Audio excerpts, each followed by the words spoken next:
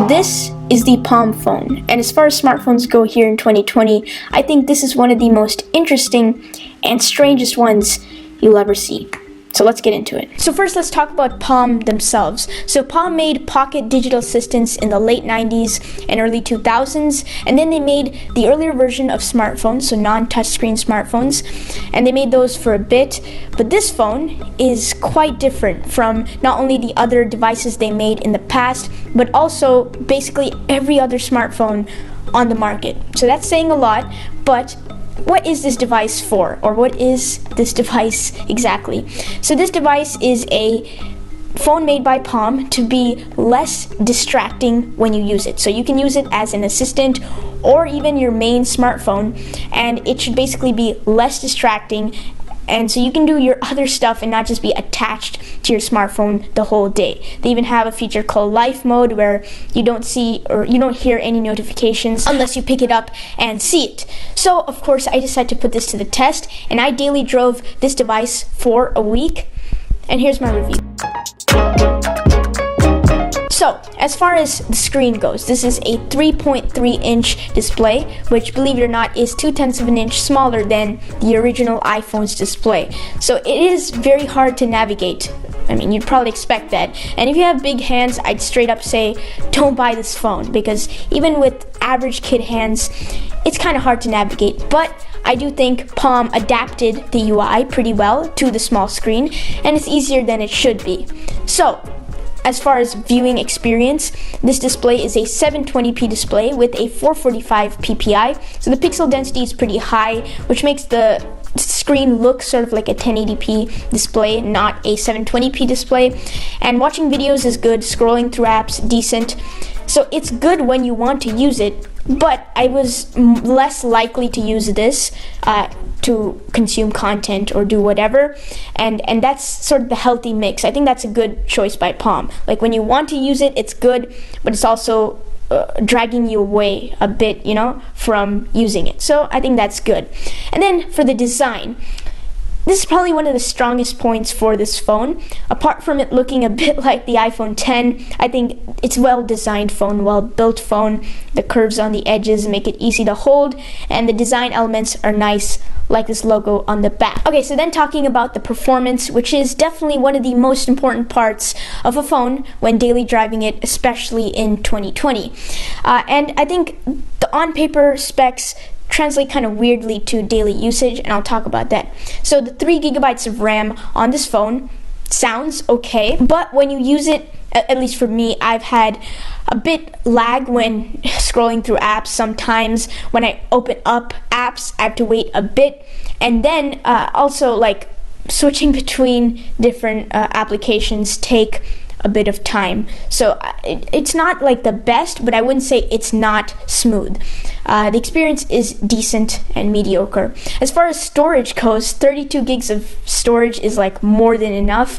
I think the only thing you'd be storing on here is pictures. And as far as pictures, I don't think you want to take that many of them, because I'll talk about the camera in a short while. And so yeah, performance is decent. I think this will be okay for most people. Okay, now talking about the battery and the camera. These two things sound completely different as far as topics go, but I think I want to put them both together quickly because, well, they're both not much to talk about. So the battery is very fluctuating. Like, I'd rather go to Palm's website. Like, if you're watching this review, go to Palm's website and read up on all the different promises they have as far as battery, because there's like different types of fluctuating user amounts. So like if you use it this much, you get this much battery, and I use it a medium amount, and I was able to go through one day without having to charge it, so standby time. And also Palm promises 1 day of battery life, I think, on Life Mode. So it's kind of weird as far as battery, so I'm just gonna skip it and move on. And then for camera, it's interesting. So if you move this even slightly while taking a picture, it's going to give you a blurry image, which is kind of sad, because if you take the picture very still, the image comes out pretty decent. Like I have a picture up here, and I just tweeted it out without any context, or like without any heading and stuff, and people thought it was from some new smartphone, not the Palm phone. But honestly, I'm not going to be taking any pictures on this phone. So, I mean, that's just that. Now, that's pretty much it for this phone as far as main categories. And that might sound extremely strange because I usually go in depth into all this stuff, and it takes a while in my other device reviews. But like I've said, this is an extremely different and interesting device. So I think the most important part of this review is the conclusion and my final thoughts, and I'll get into that right now. So, this phone, first of all, is $350 retail price, or the original price with no discount. And you know what else is $350? The Pixel 4a, which I reviewed a couple videos ago. I'll link that up somewhere here. And that is a beastly phone, one of the best budget phones in 2020, one of the best value phones in 2020, and it's a really good phone, solid, and it's actually a phone, you know. It's a normal smartphone. And to say this thing, the Palm phone, is the same price as that just doesn't sound correct. But if you think about it, all the stuff I've said in this review, except for the camera, add up to pretty much what Palm promised. So this phone is very not distracting, so it didn't distract me as much. I really don't use my smartphone that much, but I'm saying if you were a person who is distracted by your smartphone, this is more likely to make you less distracted. Meanwhile, if you want to use it, it does a good job, except for camera, like I've said. This does a good job in most categories, and it gives you a good experience when you want it to. So at the end of the day, when you buy a product, tech or not, smartphone or anything, you basically buy it off of the company's promise. And so if the device or the product does good, it's basically doing what the company's promise was. And I think this phone does that very well. And if you want to justify the $350 price tag, you can. All I'm going to say is it's doing its job.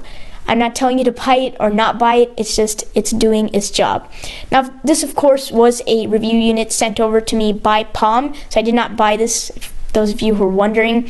And so I'm saying if I wanted to buy this as an enthusiast, not to be less of a distracting device, I'd obviously use my other smartphones as my main phone, but like sort of like an enthusiast device, like a collector's edition phone, I'd want it to be less pricey and probably updated for the new 2020 year, because from 2018 when this phone was made and never updated after, and to now, there's been a lot of new features that have come into smartphones and stuff.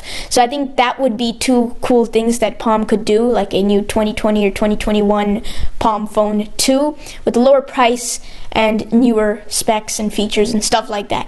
So yeah, that's pretty much it for this video. Hope you enjoyed. If you did, make sure to like this and maybe subscribe if you like my other content. Also, if you have any questions about this peculiar device or phone or whatever it is, ask me them in the comment section below. I'll make sure to answer them. So yeah, that's pretty much it. Stay safe, and I'll catch you guys in the next one. Bye.